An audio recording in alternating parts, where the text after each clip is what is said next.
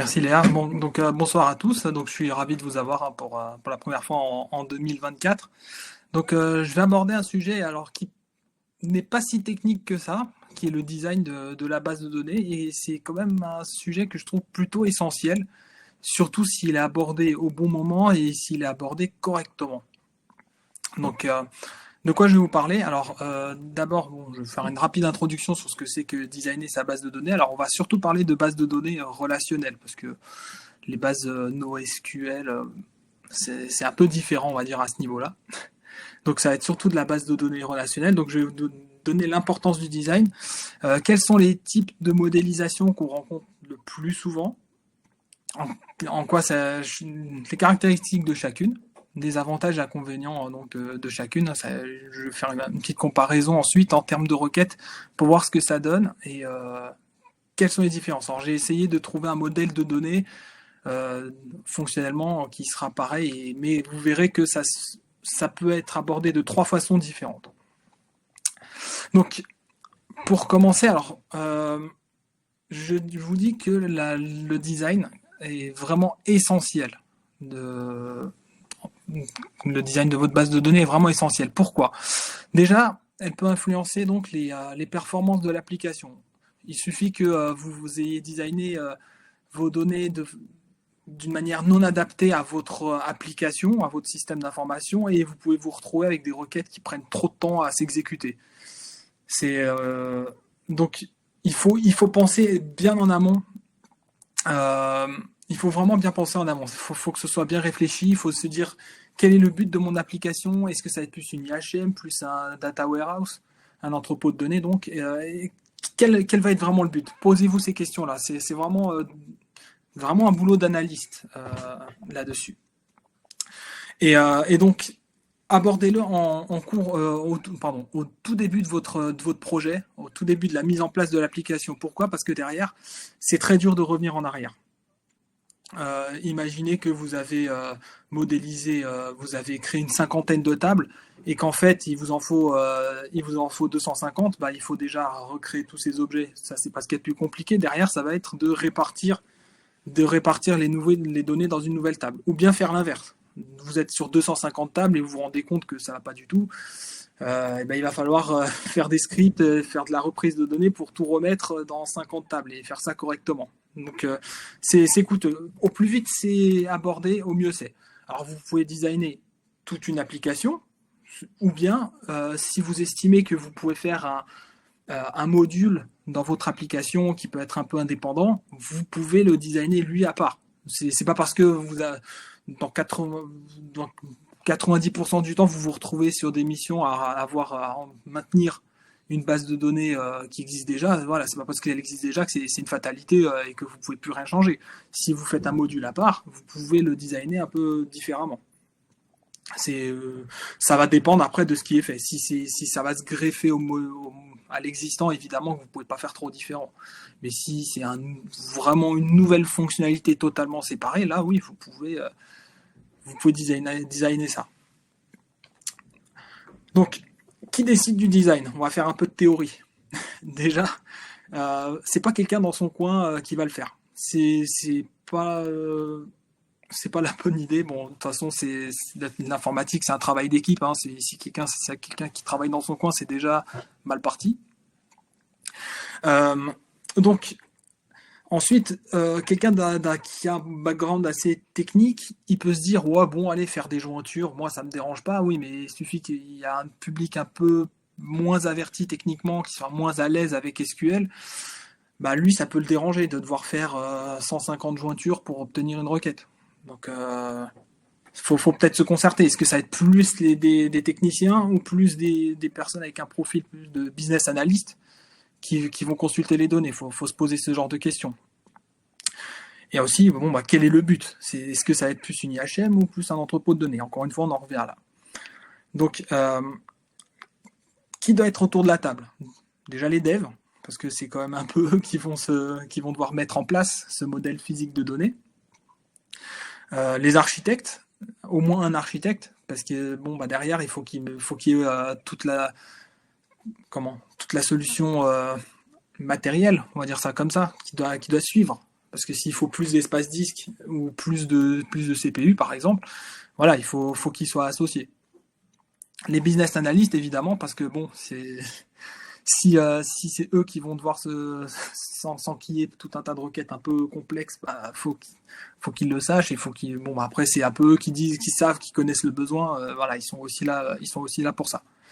Donc, ça, je vous le dis de manière théorique. En général, c'est d'expérience, hein. Maintenant, je vais vous dire un peu d'expérience, tout ce que j'ai vu, bah, c'est surtout l'équipe de dev qui vient et qui dit, bon, bah, on va faire ça comme ça. Et en général, bah, les business analysts, bah, c'est à eux de se débrouiller. Donc ensuite, bah, les architectes aussi sont pas tant concertés que ça. Euh, en gros, en gros, on met en place le modèle de données, on met en place l'application, puis derrière, on peut se retrouver avec des problèmes d'espace disque et à chaque fois, c'est géré au jour le jour. Alors je vous le dis par expérience, hein, je dis pas que c'est une règle, c'est pas gravé dans le marbre, hein, c'est vraiment, je vous dis ça par expérience. Donc comme je vous disais tout à l'heure, on évite d'avoir une seule personne qui met en place le modèle de données, mais évidemment, bah, ce qui se passe, c'est qu'il y a une personne qui le décide plus ou moins. C'est un lead ou un dev un peu ronchon, expérimenté. J'ai souvent vu ça. Euh, ensuite, en début de projet, le modèle de données, il est mis en place. Là, il y a plein de bonne volonté. On met en place tout un tas de modèles de données, hein. Alors, je vous mets des sigles un peu barbares, les modèles logiques relationnels, modèles logiques de données, modèles physiques de données. Tout ça s'est mis en place au tout début du projet. Puis après, bah, plus personne n'y touche à ces petits fichiers. C'est assez coûteux. Ça prend déjà en termes de temps, parce que faut à chaque fois mettre différents modèles de données à jour. Ensuite, les licences, à l'époque, ou en tout cas où je le voyais assez souvent, Power AMC, et ben c'est très cher. Du coup, c'est vite abandonné. Il y a bien des logiciels gratuits qui doivent exister pour ça. Je ne cache pas que je ne l'ai jamais croisé. C'était les trois quarts du temps, c'était Power AMC. Et donc voilà, donc l'outil le plus rencontré, c'est Power AMC. Alors cet outil est quand même très efficace. Ça permet de générer déjà plusieurs types de modèles de données. On peut faire tout le design UML, hein, via UML. On peut faire tout sorte de design, hein, les cas d'utilisation, etc. Et dont donc les modèles de données. Il est très bien fait. Il permet de générer les scripts. J'ai déjà travaillé sur un modèle logique relationnel. Et derrière, j'avais juste à appuyer sur un bouton. Non, pardon, c'est un modèle physique de données. J'avais juste à appuyer sur un bouton et derrière, il générait toutes les requêtes de création de table, de création de foreign key, etc. En gros, j'ai plus grand chose à faire de mon côté, sauf à vérifier que c'était bien ce que je souhaitais. Donc, pourquoi est-ce si important de bien designer son application? Déjà, donc le design peut influer sur les performances. Donc on va voir avec les différents types, mais les différents types de design, mais on va voir ça plus tard. Je vais pas trop m'avancer là-dessus. Donc ensuite, il y a côté compréhension et maintenant. Je pense déjà vous l'avoir souligné tout à l'heure. En termes de stockage, donc le design peut influer entre 10 et 15 il peut avoir une différence de 10 à 15% en fonction de la modélisation choisie pour exactement le même résultat.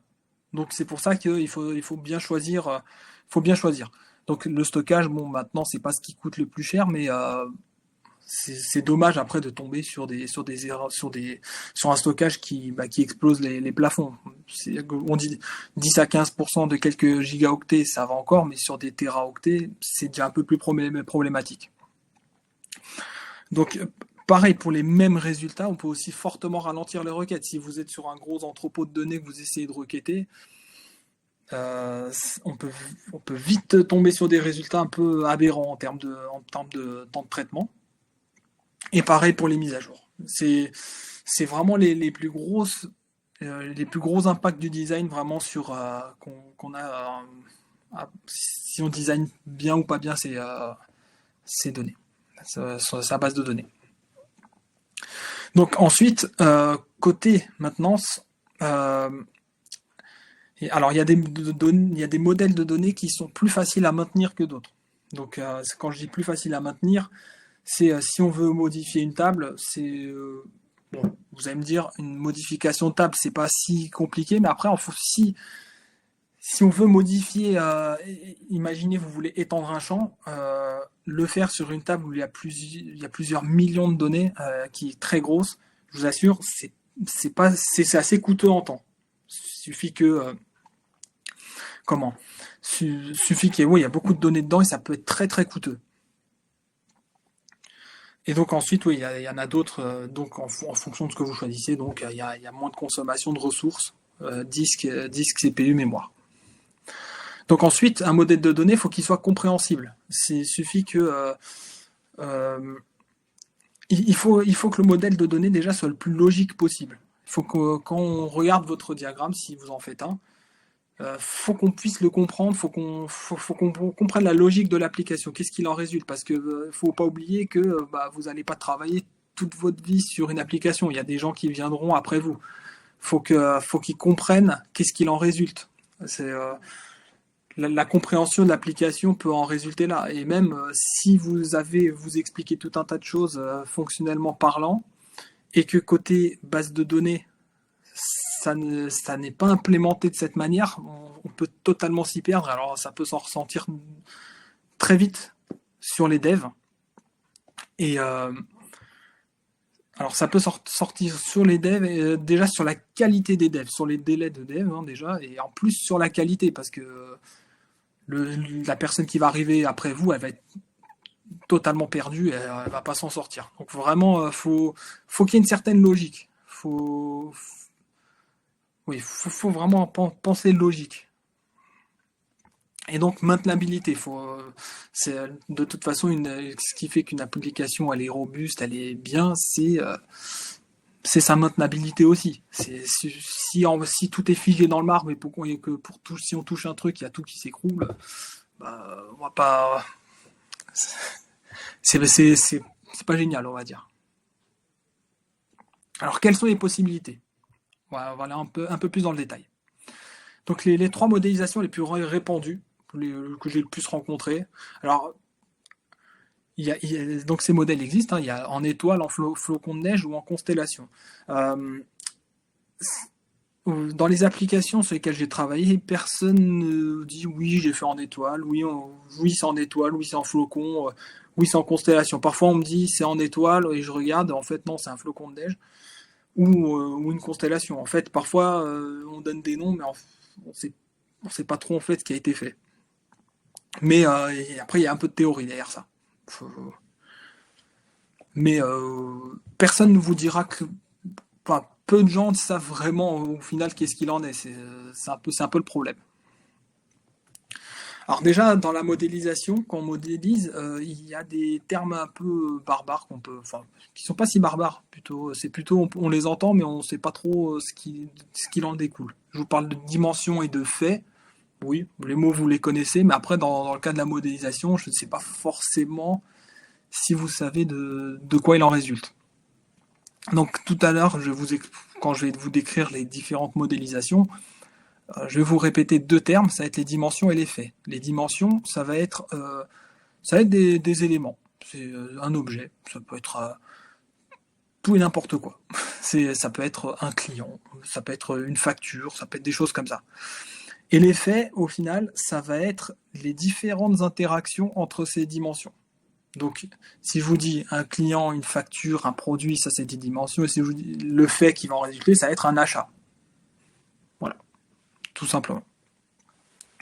Et donc, les différentes modélisations qu'on va avoir, ça va être dans l'organisation qu'on aura entre ces différents éléments, entre ces dimensions et ces faits. Donc, on va commencer par la modélisation en étoile. Donc, la modélisation en étoile, elle a un élément central qui est un fait. Et derrière, on va avoir des dimensions qui s'articulent. C'est la plus simple. C'est peut-être la plus simple.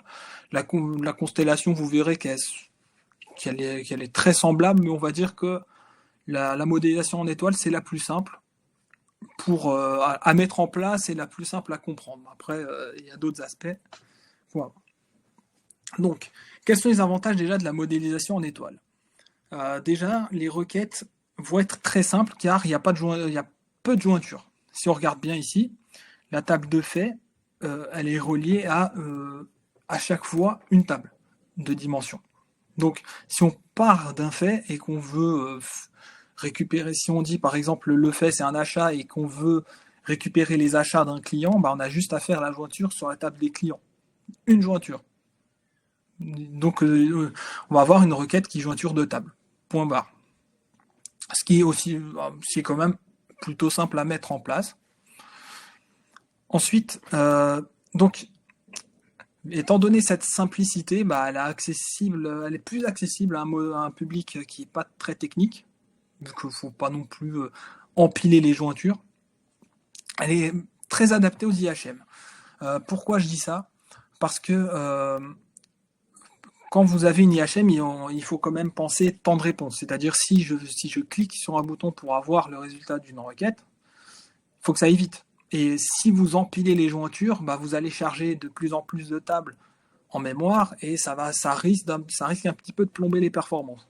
Donc c'est pour ça faire une jointure entre deux tables. Bon, certes, la table de fait, elle va être plutôt grande, elle va être plutôt grosse, mais ça reste quand même plus raisonnable que d'empiler les jointures entre plusieurs tables, même si elles sont plus petites.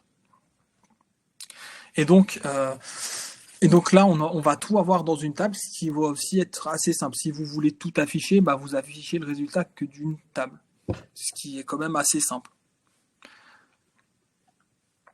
Donc, quels sont les inconvénients de la modélisation en étoile? Ça va être le côté redondant de vos données. Le problème, ça va être quand même un gros problème.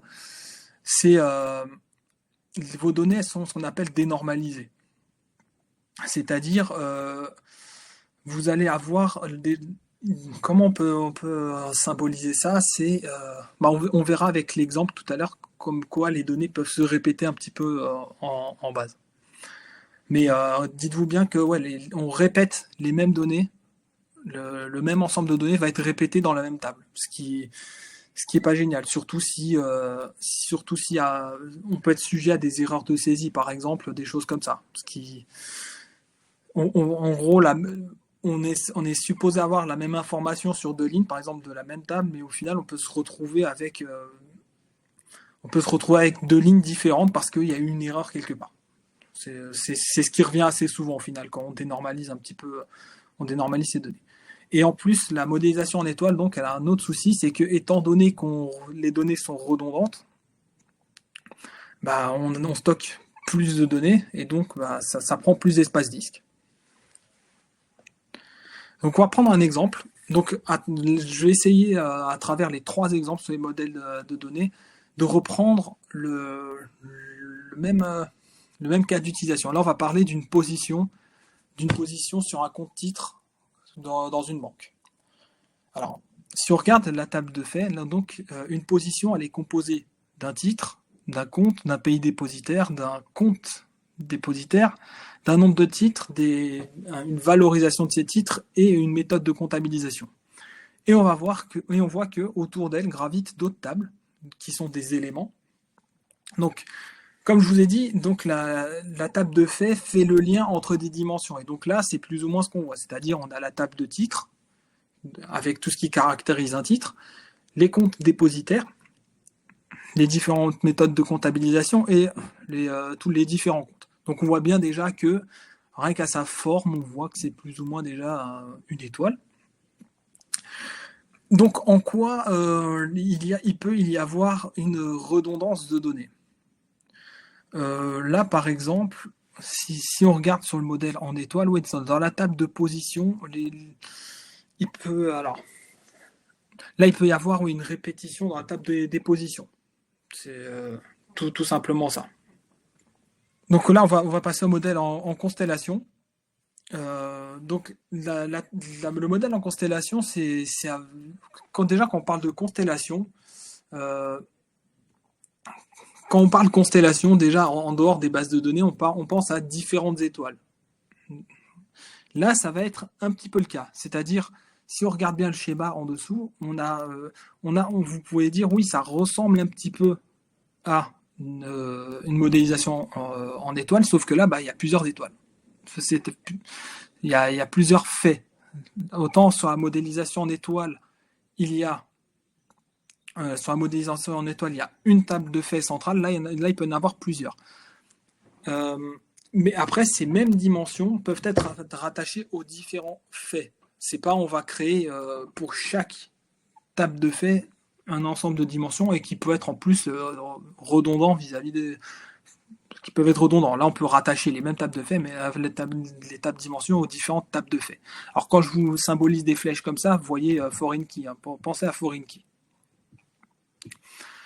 Donc, quels sont les avantages? Déjà, on peut décomposer plusieurs process métiers différents.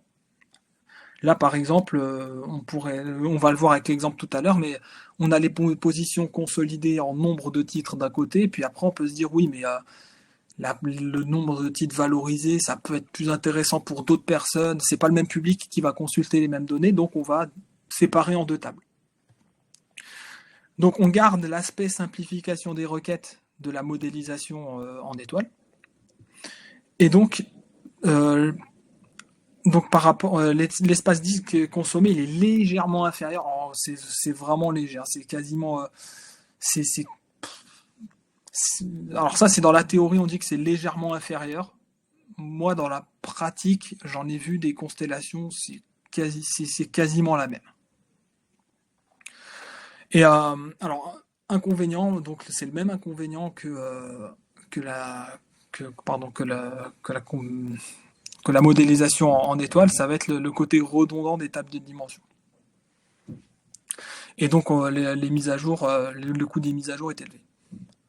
Donc là, on va regarder une constellation. Donc c'est le même exemple que tout à l'heure. C'est juste, on a divisé en deux. C'est-à-dire, on a pris les positions consolidées d'un côté en nombre de titres, et de l'autre côté, les positions valorisées. Donc on peut voir qu'elles sont rattachées aux mêmes tables de dimension. C'est exactement la même chose. Si on regarde le résultat. Tout à l'heure, je vous montrerai en termes de requêtes ce que ça donne après si on veut consulter les données. Là, c'est juste, on s'est dit, voilà, on a deux process métiers différents, ça va pas être le même public, autant séparer en deux. On peut par exemple avoir un écran qui est plugué sur cette table, sur cette première table, et un autre écran qui est plugué sur cette autre table. Et après, vous pouvez cloisonner, hein. Vous pouvez dire, voilà, un public A peut regarder ce qu'il y a ici, peut regarder les tables de dimension éventuellement, mais ne peut pas regarder ce qu'il y a ici. Après, ça va être en fonction du besoin qu'il y a sur le projet. On va regarder la modélisation en flocons de neige. Alors, c'est celle que j'ai le plus rencontrée, vu que j'ai beaucoup travaillé sur des entrepôts de données. Et c'est assez facile à maintenir, mais c'est vrai que c'est pas évident à mettre en place au premier abord. Alors, il y a toujours une table de faits qui est centrale. Alors même si dans la pratique, alors ça c'est dans la théorie, mais dans la pratique j'ai vu beaucoup de mélange entre constellations et flocons de neige. En gros, on a plusieurs tables de faits, mais derrière avec tout un tas de tables de dimensions et de sous-dimensions justement. Ce qui fait vraiment la caractéristique ici, c'est les sous-dimensions. On va à chaque fois découper. On va rendre ça très atomique, c'est-à-dire on va pas avoir un gros ensemble qui va tout contenir. C'est plutôt, on va se retrouver. À chaque fois, on va découper le plus possible. On va regarder avec l'exemple tout à l'heure, mais chaque dimension est vraiment composée de sous-dimensions jusqu'à arriver à un moment où on peut plus découper. Par exemple, donc déjà, on va regarder le modèle. Donc comme je vous ai dit, donc on a un fait ici, et on voit bien que donc à chaque fois, on a une dimension 1 ici, elle est découpée, elle peut être composée d'une dimension 2, et celle-ci peut être encore découpée, et là encore j'ai mis 3, mais ça peut monter encore plus loin. Bon, après le problème c'est, faut pas non plus trop en faire. C'est bien de découper, mais il faut pas non plus trop en faire, parce qu'après derrière, faut le maintenir ça. Donc j'ai fait un niveau, 3 niveaux, 2 niveaux, 1 niveau, c'est à vous de voir. Bon, là c'est un peu plus compliqué de voir que c'est un flocon de neige comme ça ressemble aussi un peu une étoile, mais faut voir qu'après on peut relier aussi des dimensions entre elles de manière latérale, pas uniquement verticale. Donc déjà, quels sont les avantages de la modélisation en flocon de neige? Déjà, consomme moins de place. On peut rapidement s'en rendre compte au final, parce que clairement, le lien entre deux tables, il est fait avec un ID, puis comment? Et on stocke uniquement dans les tables de sous-dimension les données qui sont essentielles. On stocke pas vraiment un gros ensemble et où tout se répète. Alors les mises à jour, elles sont peu coûteuses, parce que on pourra le voir avec l'exemple tout à l'heure, c'est s'il faut modifier quelque chose dans une table de dimension, on peut répercuter beaucoup moins de lignes. Par exemple, si on veut changer, on le verra tout à l'heure, mais on peut parfois faire une mise à jour d'une ligne, alors que sur une modélisation en étoile, ça peut prendre plusieurs millions de lignes pour le même résultat à la fin. Donc justement, le fait de normaliser les données cette fois, ça évite complètement les redondances. Là, on rend à chaque endroit quelque chose d'unique. Comme je vous ai dit, il faut rendre ça atomique. Donc on va éviter les redondances de données et en plus, on respecte les contraintes d'intégrité. Et donc, c'est très adapté aux entrepôts de données, parce que si on met de la modélisation en étoile dans des entrepôts de données, je pense qu'on explose les espaces disques. Alors, le gros inconvénient, c'est la complexification des requêtes. Déjà, dans l'exemple que je vous ai mis, on va en avoir des pas mal, mais j'ai déjà travaillé sur une modélisation en étoile où parfois, pour avoir un résultat de requête, il fallait faire simple. C'était 7 jointures qu'il fallait faire pour récupérer une information toute bête. Et du coup, consulter les données, étant donné qu'il faut charger de plus en plus de tables en mémoire, ça coûte, ça prend du temps. Donc par exemple, pour le même exemple que tout à l'heure, là on a quelque chose d'un peu plus tentaculaire. On part des positions consolidées et valorisées, ici, et après derrière, on va créer un référentiel de position. Puis à chaque fois, on va découper. C'est-à-dire, par exemple, une position, elle est composée d'un compte dépositaire. On va créer une dimension compte dépositaire. Mais les comptes dépositaires, ils ont un code pays. On va créer un référentiel de code pays. Les codes pays, ils ont une zone. On va créer un référentiel de zone. Et là, ça s'arrête là. On peut pas aller plus loin. Pareil pour les titres, du coup. Pour les titres, voilà, ici. Donc, on peut avoir la valorisation des titres pour connaître leur prix, pour calculer derrière la valeur du portefeuille. Un titre peut avoir un sous-type et un sous-type peut avoir un type. Pareil pour les méthodes de comptabilisation et pareil pour les comptes titres. Et on voit bien même que, comme je vous ai dit, on peut faire ça de manière latérale. Un compte titre est rattaché à un pays, on va le ramener, on va faire un lien vers le pays. C'est tout bêtement ça. Donc là, on peut voir un peu une sorte de flocon de neige. Si vous faites ça en cercle, vous voyez que ça fait vite un flocon de neige. D'où son nom, du coup. Donc on va faire quelques petits comparatifs en termes de requêtes. Donc là, par exemple, je vais vous afficher des positions consolidées. Alors si on part de ce modèle de données que je vous ai montré tout à l'heure, donc je vais afficher les positions consolidées, quelque chose d'assez simple, d'assez simpliste, les positions consolidées des mondes. Donc, on va faire un select des positions, c'est les informations qui m'intéressent, inner join titre, et dont la typologie. Donc, on fait le lien via l'ID titre, et au final, on va récupérer uniquement le type de titre qui est égal à bond.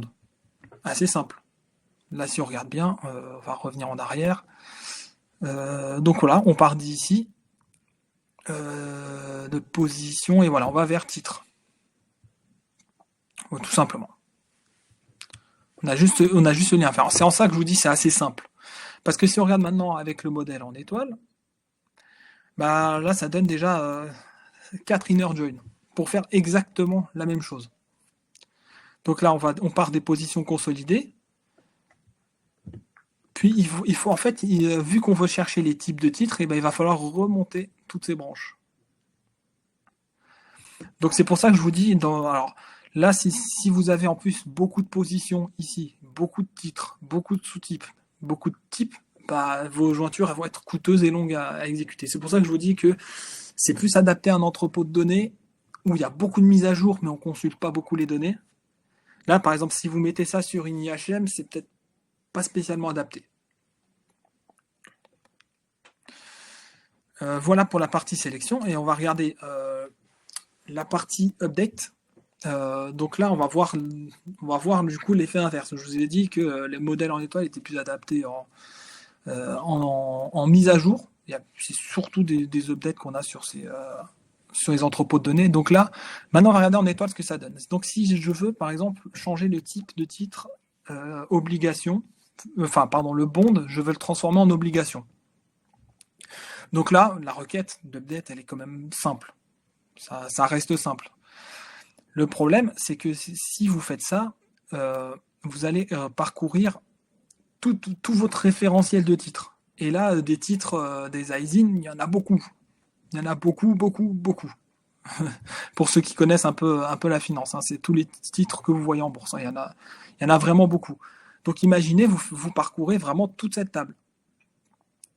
Et donc, là, vous allez mettre à jour le libellé bond en obligation, donc à chaque fois que vous rencontrez un titre qui a ce type-là.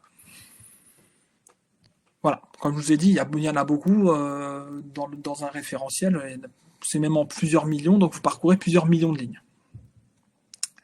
Il suffit qu'en plus ce soit pas indexé, et là, cette mise à jour, elle part un petit peu au tas. Donc si on regarde avec un modèle en flocon de neige maintenant, alors oui, je précise en étoile, mais en constellation, c'est plus ou moins la même problématique.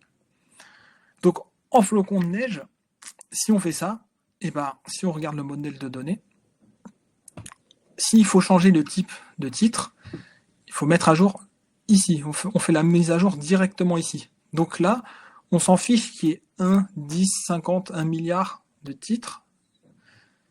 C'est cette table-là qu'on va mettre à jour. Du coup, ça ne va pas impacter des millions de lignes. Ça va en impacter une. Ce qui est quand même beaucoup plus rapide.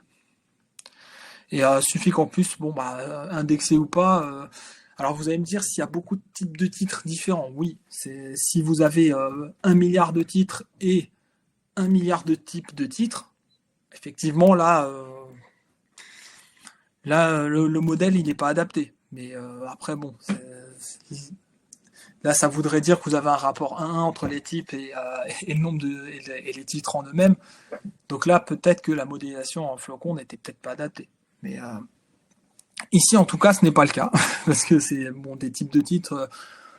Au pire, vous en rencontrez une cinquantaine, je pense, de mémoire, entre 50 et 100, on va dire ça comme ça. Donc, trouver un parmi une centaine, ça va très vite, surtout avec le matériel actuel.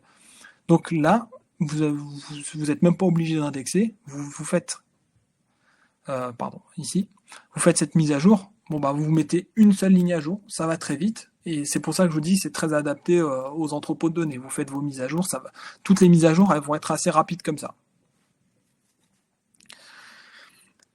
Donc voilà pour notre présentation. J'ai essayé d'être le moins technique possible parce que c'est quand même un sujet qui n'est pas extrêmement technique. C'est surtout de l'analyse et des choix. Savoir qu'est-ce qui est le plus adapté à notre besoin. C'est quelque chose d'assez intéressant à mettre en place, le design. Si vous avez vraiment l'occasion de le faire, faites-le parce que clairement, c'est assez stimulant à faire. Je n'ai pas eu beaucoup d'occasions de le faire d'expérience, mais à chaque fois que je l'ai fait, c'était le peu de fois où j'ai dû le faire, c'était quand même quelque chose d'assez intéressant à mettre en place, parce qu'en plus, derrière, ça engendre, comme je vous ai dit tout au long de ce meet-up, on réfléchit aux aspects performance. Quand on travaille sur des SGBDR, mine de rien, les performances, c'est un sujet qui revient assez vite, c'est quelque chose d'assez... On aime bien travailler sur les performances, donc on aime bien optimiser, et clairement, quand on se dit oui, j'ai mis en place quelque chose qui est optimisé, c'est même assez gratifiant. Donc voilà, prenez le temps de réfléchir, dites-vous c'est quoi le besoin, et après derrière, voilà, vous connaissez maintenant les modèles, les différents modèles, faites des essais, et après vous voyez qu'il y a de la théorie qui est quand même assez applicable, hein, c'est pas non plus de la pure théorie qu'on se dit inapplicable. Appliquer, voilà, vous mettez en place ce qui se dit théoriquement et ça devrait passer assez facilement.